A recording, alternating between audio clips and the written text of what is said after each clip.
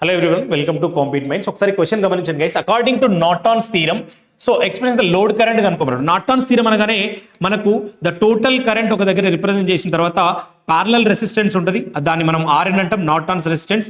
ఇక్కడ load terminals దగ్గర ఒక రెసిస్టెన్స్ తీసుకుంటే దాన్ని మనం ఆర్ఎల్ అంటాం కదా. ఇక్కడ ఫ్లో అయ్యే కరెంట్ కనుక్కోమంటాడు. ఇది ఐఎల్. ఇలాంటి సింపుల్ సర్క్యూట్ నుంచి ఐఎల్ కనుక్కుంటే కరెంట్ డివిజన్ రూల్ ప్రకారం IL is equal to total current, అంటే ఇక్కడ Norton's current. IL is equal to IN into ఈ రెసిస్టెన్స్ కి opposite resistance RN divided by RN plus RL. Simple. ఈ మీకు సర్క్యూట్ గుర్తుంటే కరెంట్ డివిజన్ రూల్ ప్రకారం ఈ ఫార్ములా ఫైండ్ అవుట్ చేయొచ్చు. సేమ్ ఫార్ములా మీరు ఇక్కడ అప్లై చేయండి. IL is equal to ISC అన్న మనకు IN అన్న same. So IL is equal to IN into RN ఉండాలి కంపల్సరీ, ఇంటర్నల్ రెసిస్టెన్స్. దీన్ని మనం ఇంటర్నల్ రెసిస్టెన్స్ అంటాం. RN by RL plus RN.